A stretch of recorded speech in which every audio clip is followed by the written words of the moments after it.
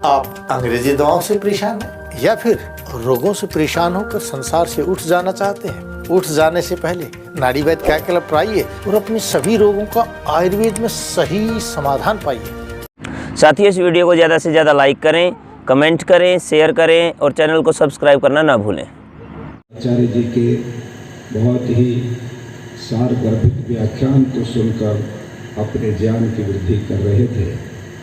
मैं अपनी बात को आगे बढ़ाते हुए आज ये विचार कर रहा था कि जैसे मैंने कल आपके समक्ष वैदिक मान्यताओं का एक संक्षिप्त परिचय अपने तरीके से जितना मुझे उसके संबंध में सामान्य जानकारी थी वो रखा था, ताकि आप सब लोगों को ये थोड़ा सा ज्ञात हो कि आर्य समाज और महर्षि दयानंद किन किन बातों को किस किस रूप में मानता है, वो आपने सुना।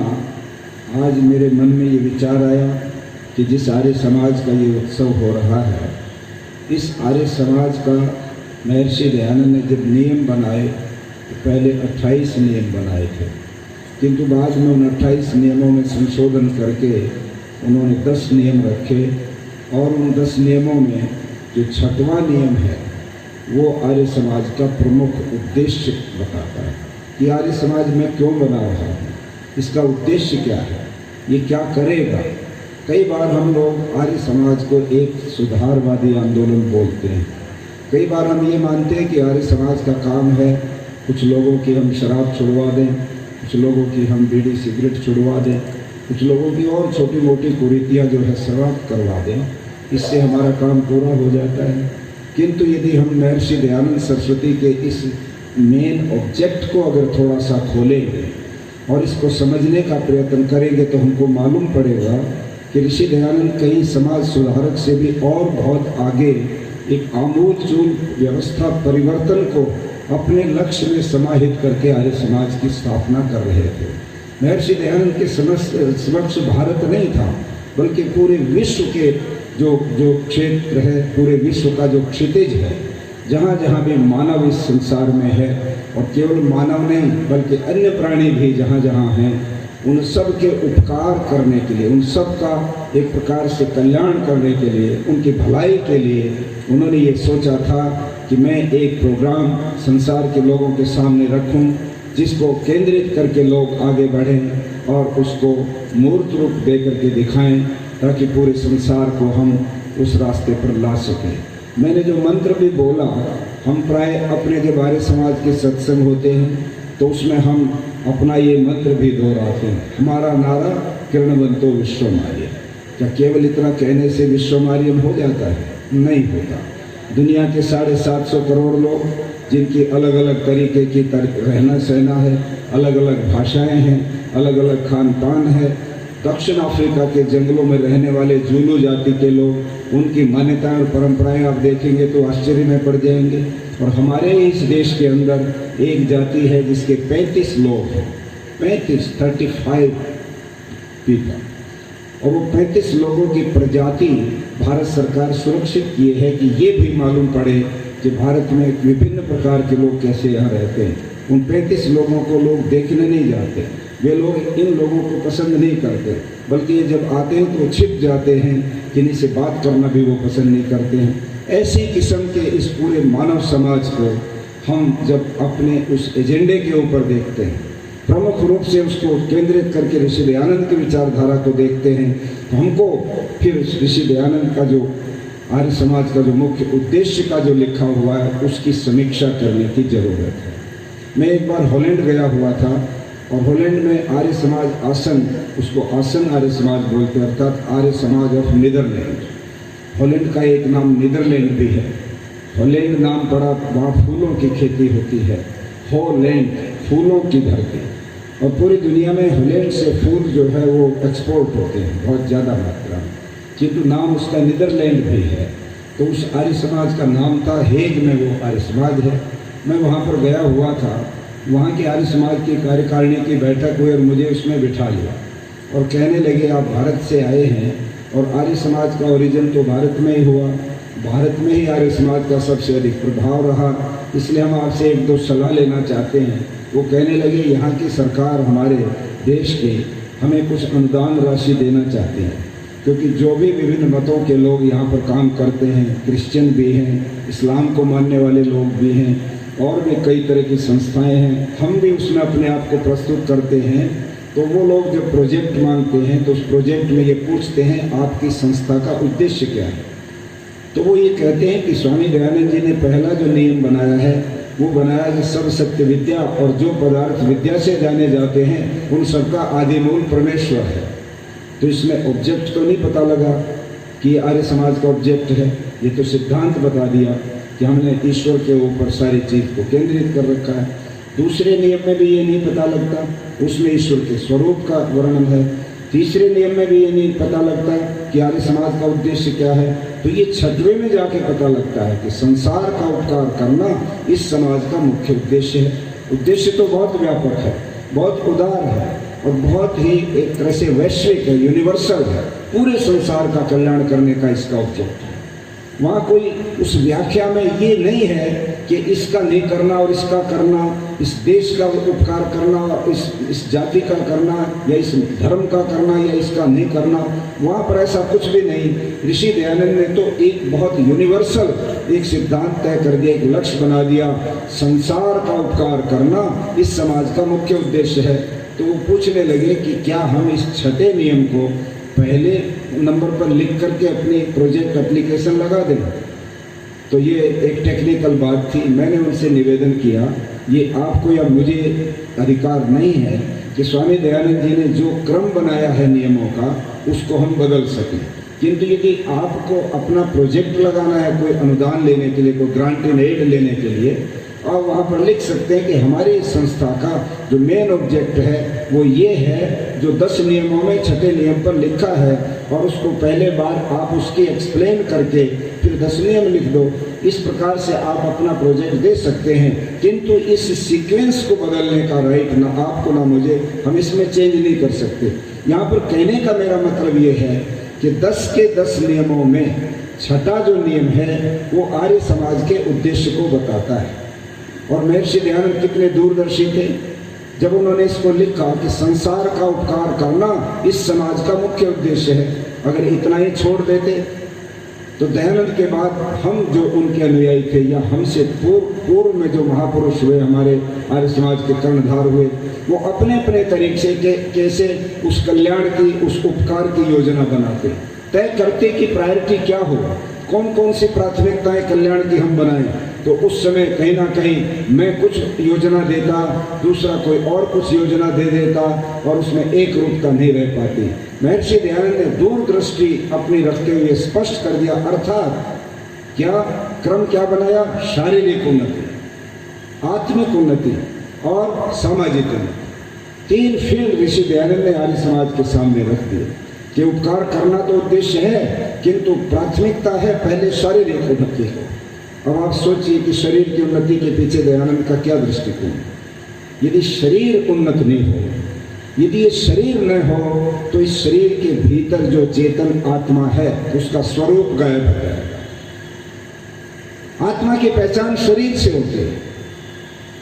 इस शरीर में आत्मा नहीं रहती तो हमको मालूम पड़ता है कि इसमें कोई खास तत्व था जो निकल गया, वो आत्मा थी। शरीर जब तक ठीक नहीं है, स्वस्थ नहीं है, तो आत्मा का भी स्वरूप हम नहीं समझ। दुनिया के अंदर आत्मा तब पहचान में आती है जब वो किसी शरीर में रहती है, शरीर को छोड़ के जाती है, तो पता लग जाता है कि इसमें आत्मा नाम का एक तत्व था जिसको हम चेतन कहते हैं। इस प्रकार से दयानंद ने कहा सब लोगों की पहले शारीरिक उन्नति होनी चाहिए।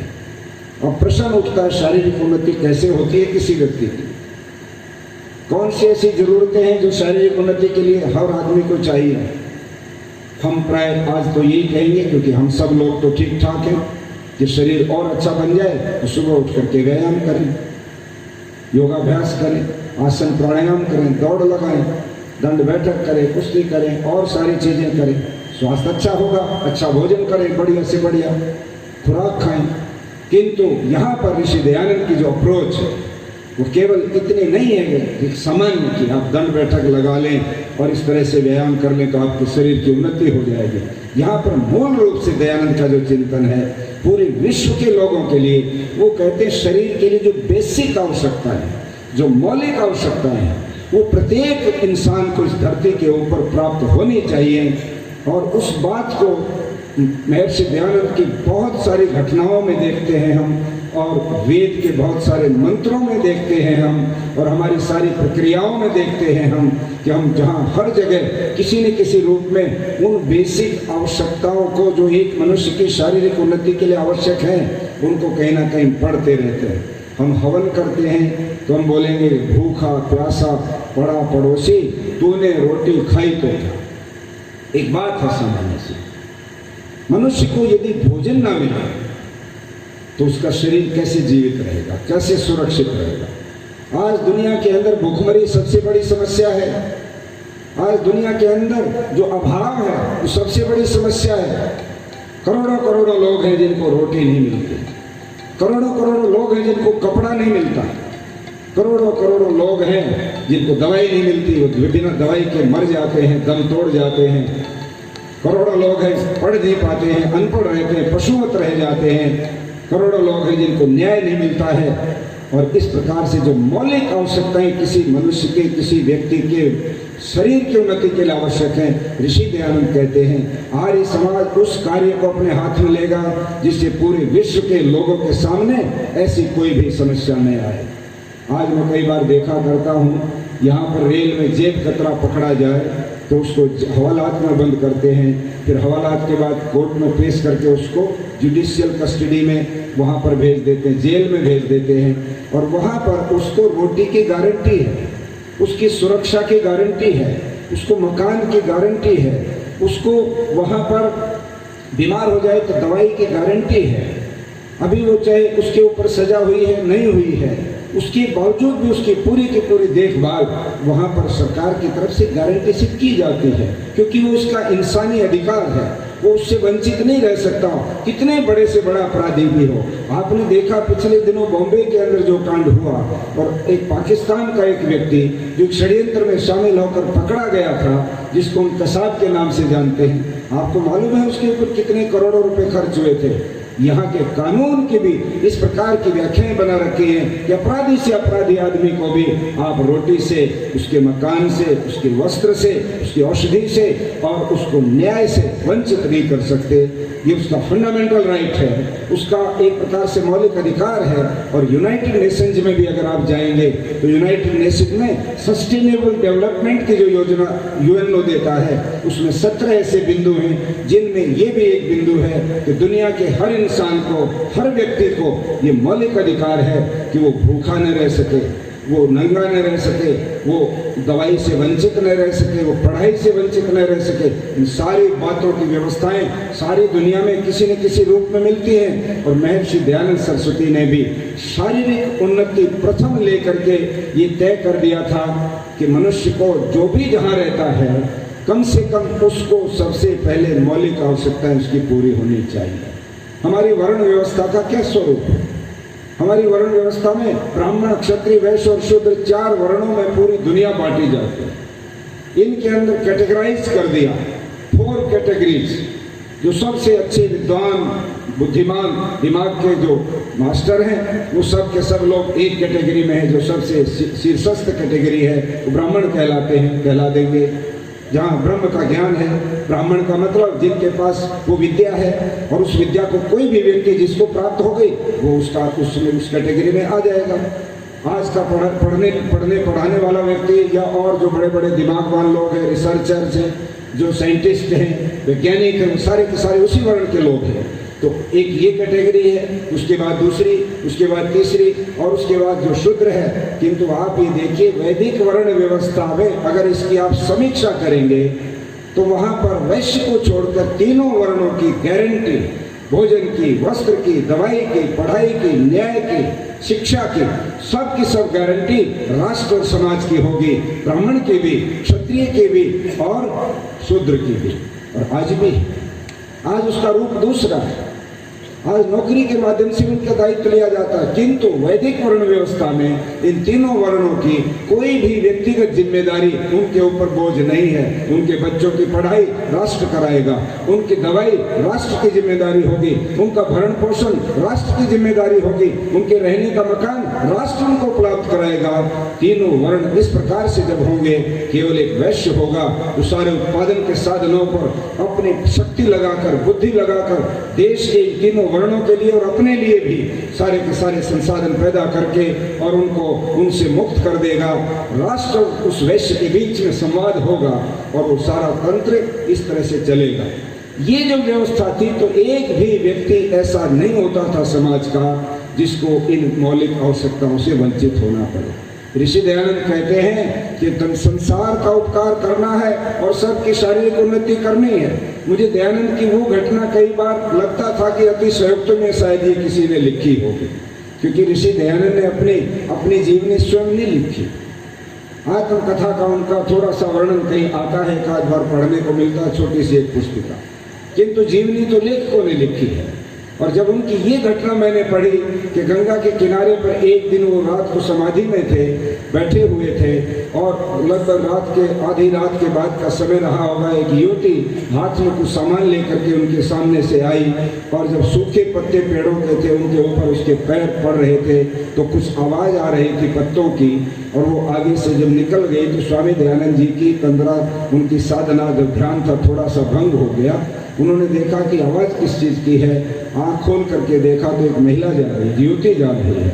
और वो जब आगे चली गई तो वहाँ पानी में कुछ सामान डाल करके वो वापस लौटी तो दयानंद उनसे पूछ बैठे कि तुम यहाँ से गई हो और कुछ सामान तुम्हारे हाथ में था, तुम डाल के आई हो, बहन तुम यहाँ पर इस रात के अंधेरे में क्यों आई?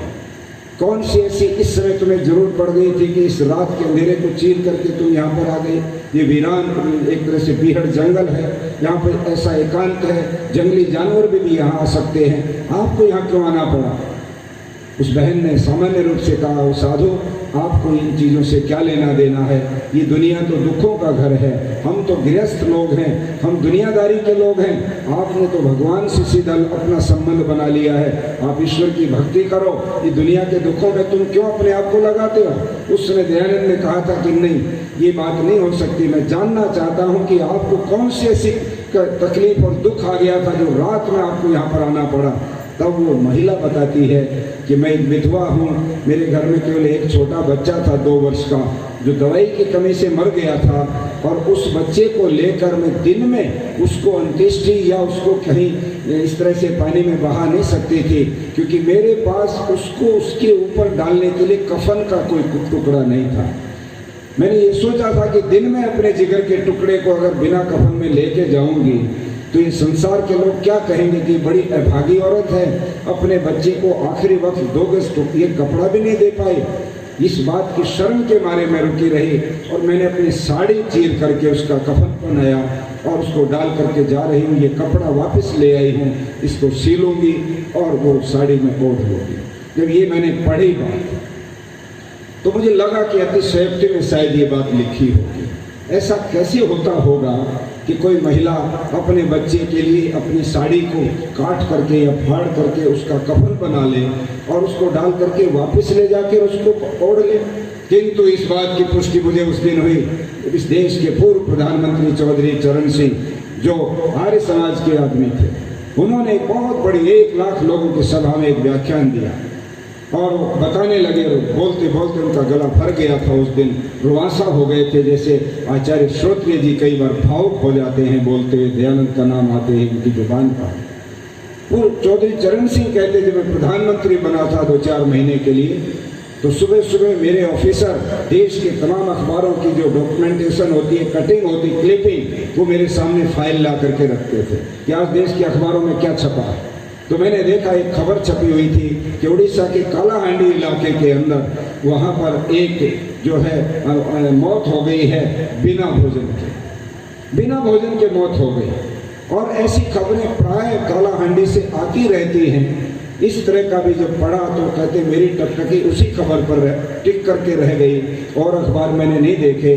फौरन मैंने अपने कैबिनेट सचिव को कहा कि कालाहांडी के डीएम को फ़ोन करो और उनको कहो कि प्रधानमंत्री आपके ज़िले का दौरा करना चाहते हैं और उस ज़िले का वो सबसे गरीब व्यक्ति का घर देखना चाहते हैं कि उसके घर में क्या सामान होता है, कितनी उसके पास सुविधाएं और साधन हैं, ये आदमी की मौत कैसे बिना भोजन के हो सकती है। अगर मैं प्रधानमंत्री हूँ तो मुझे इसकी जानकारी जरूरी है। वो बोलते हुए कहते जब मैं वहाँ गया तो डीएम ने सारा इंतजाम किया। लगभग 40 किलोमीटर दूर जो बहुत ही जंगल में एक झोंपड़ी तय की थी वहाँ के कलेक्टर ने कि यहाँ पर प्राइम मिनिस्टर को दिखाएंगे, ये सबसे गरीब आदमी की झोंपड़ी है। चौधरी चरण सिंह बोलते बोलते कहते जब पूरी कानवाई लेके 60 गाड़ियों का काफिला हम वहाँ पर पहुँचे और मैं अपनी गाड़ी से उतरा और मैं आगे बढ़ कर के एक झोंपड़ी थी उस झोंपड़ी की तरफ बढ़ा। डीएम वहाँ के जो थे उनका सर ये जो झोंपड़ी है ये यहाँ के सबसे गरीब आदमी का मकान है, ऐसे और भी बहुत हैं पर हमने केवल आपको एक साइट दिखाने के लिए ये तय किया, आप इसको देख सकते हैं भीतर चलकर। वो बोलते बोलते थोड़ा उनका गला भरने तो लग गया था किंतु वो कहते हैं जैसे ही मैं आगे बढ़ा तो एक जवान युवती उसके ऊपर चौखट पर हाथ पकड़ करके खड़ी हुई थी और जब ये आगे बढ़े तो कहने लगे मैं आपसे माफ़ी चाहती हूँ, आपको मैं घर के भीतर नहीं जाने दूँगी। चौधरी चरण सिंह कहते हैं जब उसने ये कहा तो मैंने वापस उससे पूछा बेटे आपको यहाँ के प्रशासन ने नहीं बताया कि आज देश के प्रधानमंत्री आपके घर को देखने के लिए आएंगे, क्या आपके घर में क्या क्या यहाँ पर सामान होता है? उन्होंने कहा बता रखा है मुझे और यहाँ पर व्यवस्था भी इन्होंने की थी, किंतु इस समय आप ऐसे वक्त पर आए हो जब मैं आपको भीतर जाने की इजाज़त नहीं दे सकती। उन्होंने कहा बात क्या है, कारण क्या है, क्यों नहीं मुझे अंदर जाने देती हो? तब वो लड़की उनको बोल रही है कि हमारे इस परिवार में 3 महिलाएं हैं, हमारे पिता नहीं हैं, वो गुजर गए थे, भाई भी हमारे नहीं हैं, 2 बहनें हैं, 1 माँ है और तीनों के बीच में 2 साड़ी हैं। जब एक को बाहर जंगल में लकड़ी बीनने के लिए जाना होता है या तो और सामान लाने के लिए जाना होता है उस समय दूसरी को भीतर निर्वस्त्र रहना होता है और इस समय मेरी माँ भीतर बैठी है, वो एक प्रकार से वस्त्रहीन बैठी हुई है, मैं आपको भीतर नहीं जाने दूँगी। ये बात पूरी करने से पहले वो रुहासा हो गए और रुमाल से आपको पूछने लगे। उस दिन मुझे आभास हुआ कि दयानंद सरस्वती की वो जो बात कही जाती है वो कोई सामान्य घटना नहीं है। उस घटना को देख करके दयानंद करवटें बदल रहे थे और बलदेव जो आचार्य जी जिसकी घटना बता रहे थे उसी बलदेव ने जब पूछा गुरुजी आज आप बेचैन लगते हैं, क्या बात है, आपके लिए कोई औषधि लेकर के आए या कोई वैद्य बुलवाएं? तब दयानंद ने कहा था एक हेउक सी दिल में उठती है, एक दर्द जिगर में होता है, हम रात को उठकर रोते हैं जब आलम सुख से सोता है।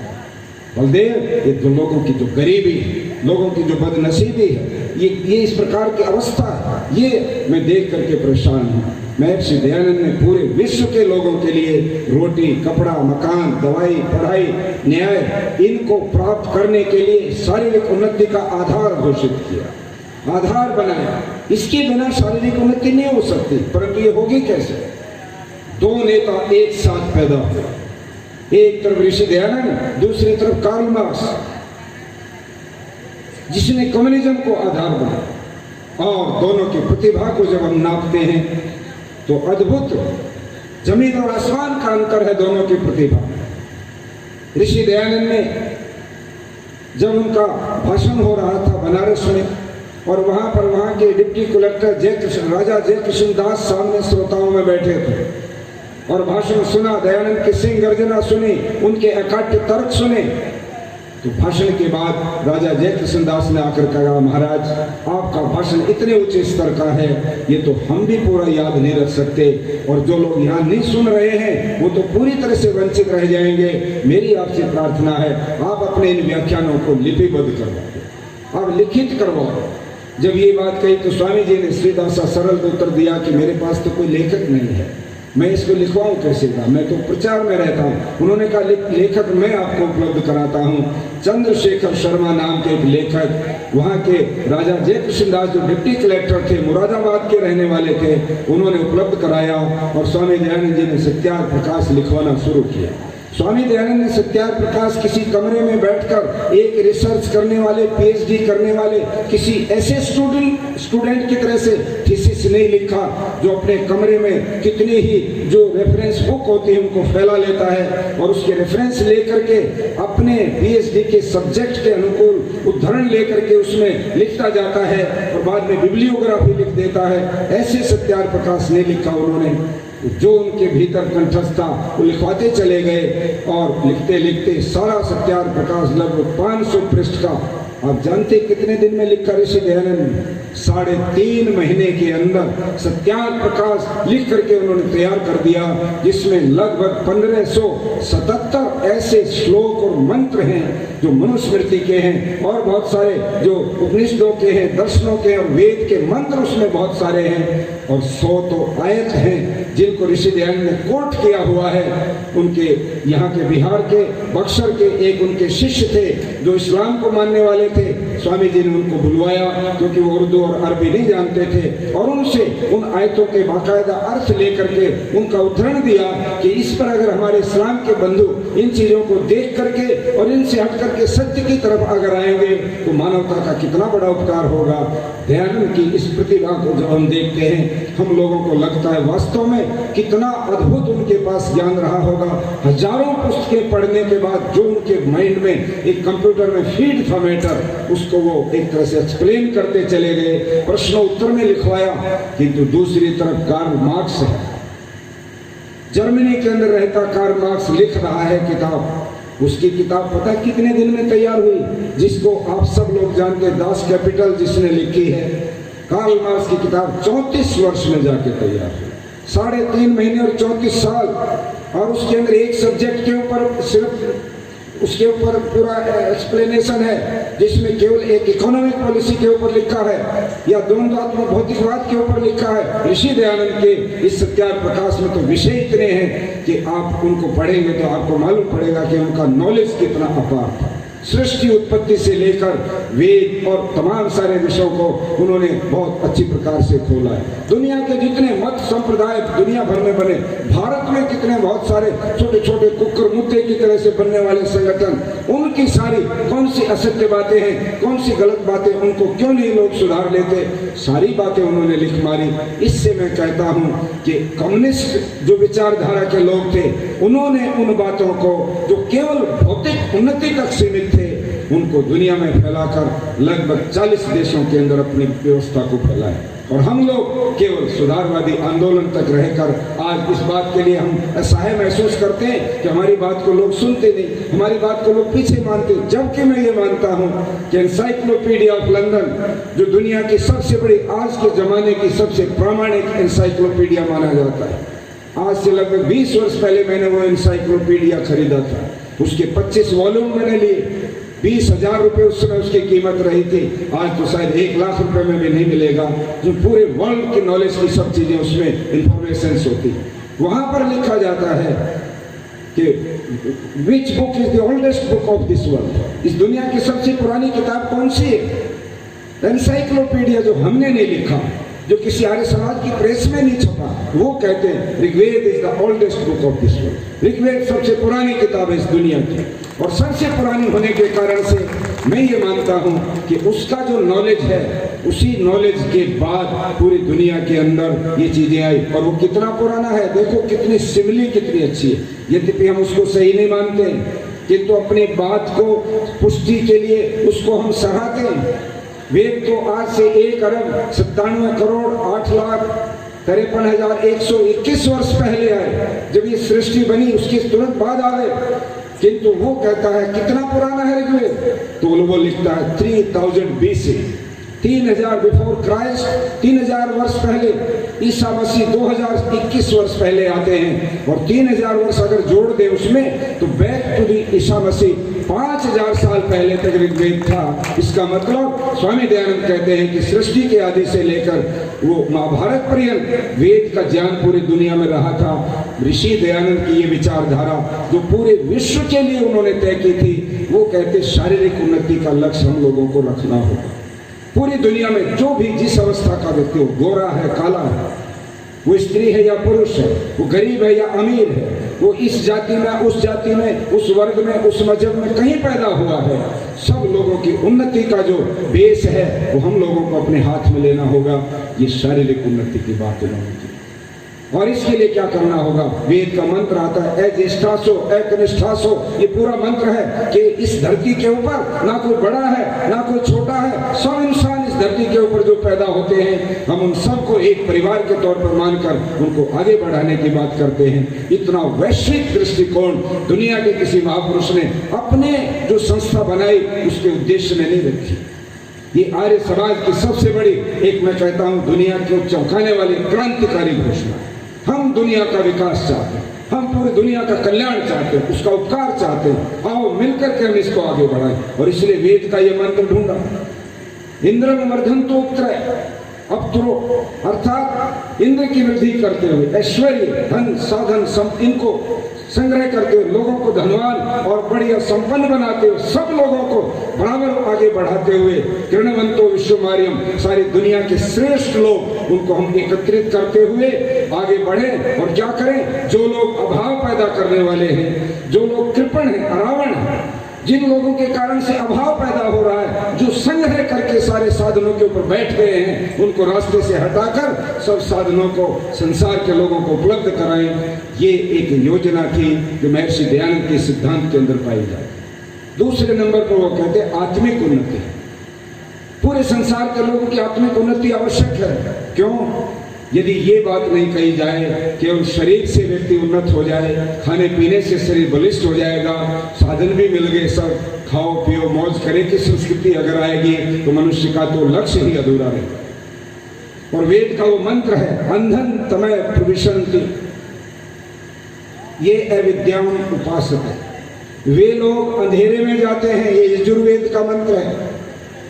वे लोग अंधेरे में जाते हैं जो अविद्या की उपासना करते हैं, अर्थात भौतिक संसाधनों को ही जुटाते हैं, वो अंधेरे में चले जाते हैं। और उनसे भी ज्यादा अंधेरे में कौन जाते हैं? तो आगे वो कहते हैं ततो भूयश्च ते तमो येउ विद्यायाम, जो केवल आध्यात्मिक ही बात में रमे रहते हैं वो और भी ज्यादा गहरे अंधेरे में जाते हैं। ऋषि दयानंद ने इसी को आधार बनाया। भौतिक उन्नति, शारीरिक उन्नति। पहले नंबर पर कहा शारीरिक उन्नति करो, किंतु केवल इतने से बात नहीं करेगी, अंधेरे में रह जाओगे, पशुवत रह जाओगे। तो क्या करना है? आध्यात्मिक उन्नति भी जरूरी है। त्रैतवाद को ऋषि दयानंद मान के चलते हैं। ईश्वर की सत्ता में जीवात्मा के लिए इस सृष्टि के समस्त साधन उसने उपलब्ध कराए हुए हैं। हम इन तीन सत्ताओं को लेकर चलते हैं। अध्यात्मवाद हमारी आत्मिक उन्नति का आधार है। आज इसके बीच में रास्ते में रुकावट क्या है? पूरी दुनिया के अंदर अंधविश्वास, पाखंड, ईश्वर के स्वरूप के ऊपर भिन्न भिन्न मान्यताएं और अवैज्ञानिक मान्यताएं। ईश्वर का कोई स्वरूप कुछ मानता है, कोई कुछ मानता है, कोई उसको साकार दिखाता है, कोई किसी आकाश का रहने वाला बताता है, कोई कहीं बताता है। इन सब बातों की वजह से ईश्वर का स्वरूप बिगड़ा हुआ है और मनुष्य फ्री हो गया है कि वो जब है ही नहीं हमारे सामने, हम जो चाहे करें, हमारा वो ईश्वर क्या बिगाड़ देगा। ईश्वर के सच्चे स्वरूप को जब तक हम नहीं समझते तब तक आत्मिक उन्नति नहीं हो सकती। जब तक हम इस बात को नहीं स्वीकार करेंगे वो ईश्वर कण कण में विद्यमान है, वो जर्रे जर्रे में विद्यमान है, हर मनुष्य के अंदर, हर प्राणी के अंदर वो ईश्वर विद्यमान है, तो हम किसी की हत्या करके उसका भोजन नहीं बनाएंगे, हम किसी को तकलीफ नहीं देंगे, किसी को गाली नहीं देंगे, किसी का अपमान नहीं करेंगे, क्योंकि उसका अपमान का मतलब हम ईश्वर का अपमान कर रहे हैं। ईश्वर उसके अंदर विद्यमान है, उसके अंदर मेरे जैसी आत्मा है, जैसी मेरे में ऐसी उसमें आत्मा है। ये चिंतन जब मनुष्य का बन जाएगा उसकी आत्मिक उन्नति होगी। शारीरिक उन्नति, आत्मिक उन्नति के लिए उग्र अध्यात्मवाद, वैदिक अध्यात्मवाद, अष्टांग योग, ये हमारे जीवन का बेस बने। और फिर सामाजिक उन्नति। सामाजिक उन्नति के रास्ते में सबसे बड़ी बाधा है जन्मना जातिवाद। यहाँ पर जातिवाद है तो दुनिया में दूसरी जगह नस्ल भेद है। जहाँ पर गोरे और काले का फर्क है वहाँ पर वो उस तरह की लड़ाई है, कई जगह वर्गों की लड़ाई है। दुनिया के तमाम देशों में ये चीजें पाई जा रही हैं। हमारे देश के अंदर जातिवाद सबसे ज्यादा भयंकर रूप लेकर के खड़ी हुई है, जिसके कारण से पूरा समाज बटा हुआ है, कमजोर है और एक दूसरे की टांग खींचने के सिवाय विभिन्न जातियों में लड़ाने वाले कुछ कुछ गिने चुने जो नेता हैं जो इन जातियों के नाम पर अपनी रोटियां सेकते हैं, वे लोग समाज को कमजोर करने की बात करते हैं। तो दयानंद सरस्वती की कितनी क्रांतिकारी विचारधारा है, आप सोचिए। वो लिखते हैं सत्यार प्रकाश में कि ब्राह्मण का बेटा अगर पढ़ नहीं लिख पाता, अनपढ़ रह गया, उसको शूद्र के घर में, और शूद्र का बेटा अगर पढ़ लिख के विद्वान बन गया, उसको ब्राह्मण के घर में परिवर्तित कर दिए। संतान परिवर्तन तक की बात ऋषि दयानंद लिखते हैं। और इससे भी बड़ी बात, शिक्षा के अंदर कितनी बड़ी क्रांतिकारी बात उन्होंने कही है। महर्षि दयानंद सरस्वती ने पूरी दुनिया के लोगों के लिए ये आह्वान किया कि जो ये 4 प्रकार के भेद हैं, ये भेद जब तक रहेंगे तब तक सामाजिक उन्नति नहीं हो सकती। समाज उन्नत तब होता है जो संगठन सूक्त का मंत्र अपने जीवन में उतारता है। संगच्छध्वम संवदध्वम संवो मनांसि जानता। हम साथ मिलकर चले, साथ मिलकर बोले, साथ मिलकर सोचें, साथ मिलकर सब कामों को करें, साथ मिलकर खाएं, साथ मिलकर खेलें कूदें, साथ मिलकर समाज को उन्नति की तरफ ले जाएं। वेद इस बात की प्रेरणा देता है और यही जो मूल आधार है। जहां पर ऐसा होगा वहां पर समाज की उन्नति होगी। आज आर्य समाज के इस मुख्य उद्देश्य को हम लोगों को समझने की जरूरत है। हम लोगों ने कई बार अपने इन मुद्दों को आगे बढ़ाने के लिए राष्ट्रीय स्तर पर आंदोलनों की भूमिका बनाने की कोशिश की। आज शराब की बात अभी कुलदीप जी भजन में सुना रहे थे, सुबह या आज तक शराब के ऊपर उन्होंने बड़ी टिप्पणी की। और आज मैं देखता हूँ लाखों परिवार बर्बाद हो गए शराब के कारण से, किंतु आज शराब सबसे बड़ा आमदनी का जरिया बना हुआ है। एक्साइज की जितने लाखों करोड़ रुपए की इनकम आ रही है, उससे विकास हो रहा है। और विकास है या विनाश ये तो भविष्य बताएगा, किंतु शराब को बंद करने के लिए 4 आदमी हमारी बात सुन के हवन में आहुति दे के छोड़ भी गए तो 4000 पीने वाले भी तैयार साथ साथ होते। आमूल चूल परिवर्तन, नीतिगत परिवर्तन जब तक नहीं होगा तब तक ये समस्याएं हल नहीं हो सकती। जब तक संसाधनों के ऊपर इस प्रकार का भेदभाव समाप्त नहीं होगा, वर्ण व्यवस्था के अनुसार राष्ट्र और बड़े जो वैश्य हैं, जब तक वे मिलकर के पूरे संसार की इन समस्याओं को अपने इश्यू नहीं बनाएंगे, तब तक हमारा जो उद्देश्य है वो पूरा नहीं होता। मैं समझता हूँ इन सब बातों के लिए हम लोगों को भी योजना बनानी चाहिए। आर्य समाज टांडा के इस प्रांगण में यहाँ पर आदरणीय बाबू आनंद कुमार जी प्रतिवर्ष जो आयोजन करते हैं, इनके पीछे एक ही मूल भावना है। मैं तो ये कहा करता हूँ, ये नगर, इसमें हमारे मुसलमान भाइयों का यहाँ पर बहुत प्रभुत्व रहता है। और भारत में हम प्राय देखते हैं, मैं तो हर जगह इसको कोटेशन में देता हूँ कि यदि उदाहरण देखना है कैसे परस्पर लोग आपस में प्यार से रह सकते हैं, तो टांडा में जाकर देखो, हमारे कृष्णलाल आर्य इंटर कॉलेज और एकेडमी में, जहाँ पर इतनी मेजोरिटी में इस्लाम को मानने वाले लोगों के बच्चे पढ़ते हैं, उनकी बेटियां पढ़ती हैं। और जब उनको कोई ये कहे कि आप इनके स्कूल में क्यों पढ़ते हो, तो एक एक व्यक्ति की ये मान्यता है। आज तक इतने लंबे समय से जिस संस्था ने यहाँ पर इस काम को अपने हाथ में लिया है, हम धन्य हैं कि यहाँ पर हमारे बच्चे निकलकर बड़े बड़े पदों पर भी गए, बड़ी बड़ी नौकरियों पर भी गए। और हमारे किसी भी बच्चे को कभी हमारी इस संस्था से इस भाव से नहीं देखा गया कि कोई और है, वो भी हमारे समाज के लोग हैं। इतना बड़ा उदार, ये है सच्चा आर्य समाज का एक तरह से रचनात्मक कार्यक्रम। और आर्य समाज जिस दिन इस काम को अपने हाथ में लेकर चलेगा, आप देखेंगे पूरी दुनिया के अंदर आर्य समाज की डिमांड बढ़ जाएगी। मैं सच कहता हूँ, जो सस्टेनेबल डेवलपमेंट के बिंदु हैं यूएनओ के सारे वही बात है जो हम अपने मन से कहते हैं। हमने सार्वदेशिक सभा से सप्त क्रांति के मुद्दे उठाए कि हम आर्य समाज की ओर से इन मुद्दों पर सारे देश को एक इकट्ठा करना चाहते हैं कि सारे देश के अंदर नशा मुक्त भारत बन जाए, जातिवाद मुक्त भारत बने, सांप्रदायिकता मुक्त भारत बने, पाखंड मुक्त भारत बने, नारी उत्पीड़न मुक्त भारत बने, नारी उत्पीड़न मुक्त भारत बने। आज महिलाओं के उत्पीड़न कितने विभिन्न तरीके से हो रहे हैं।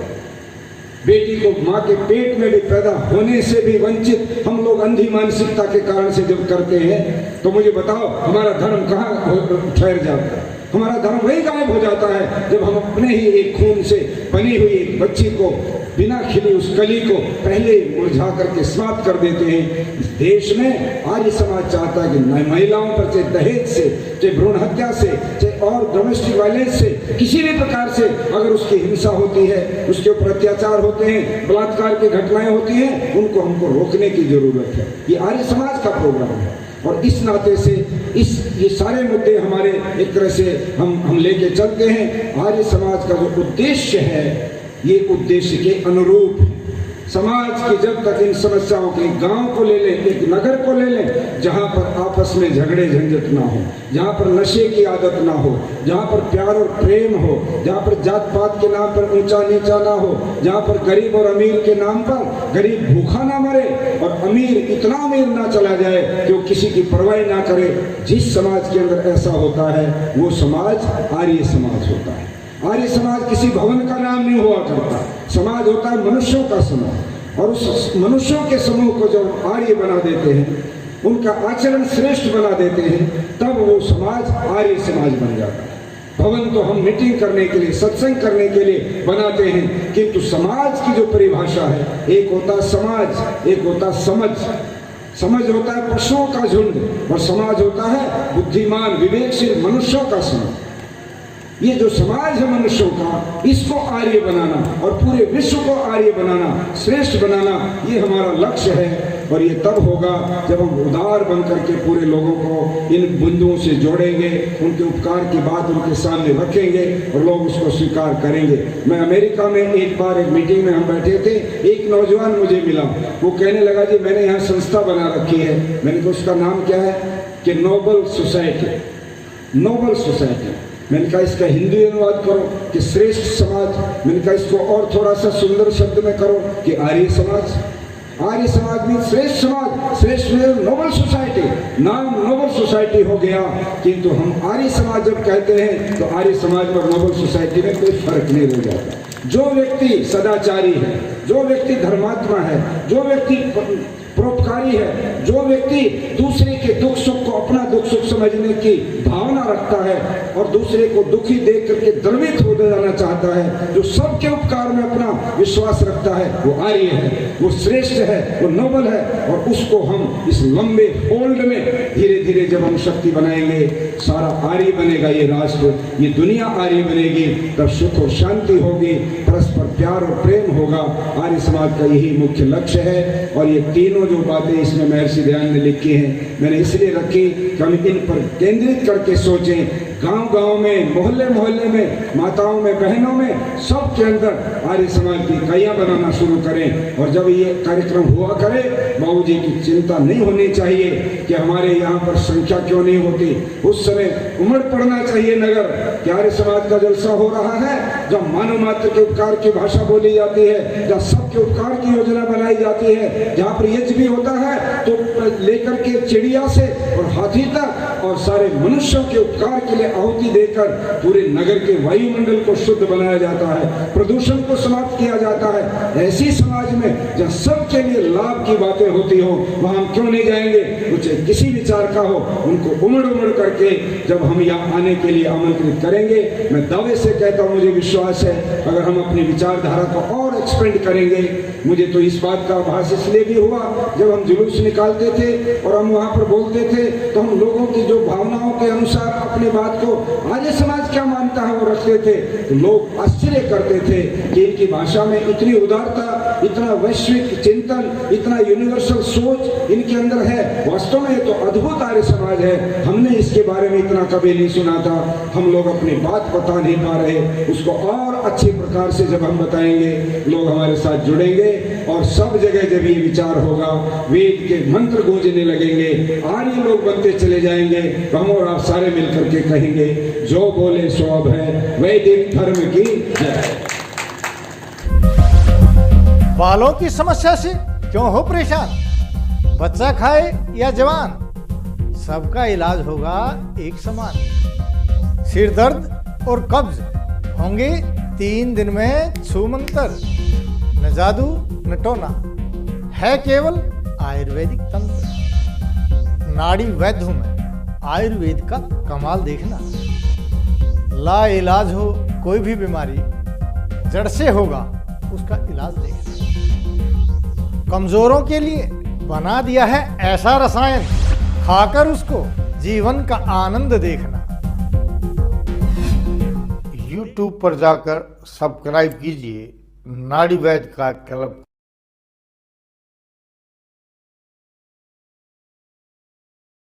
साथ ही इस वीडियो को ज़्यादा से ज़्यादा लाइक करें, कमेंट करें, शेयर करें और चैनल को सब्सक्राइब करना ना भूलें।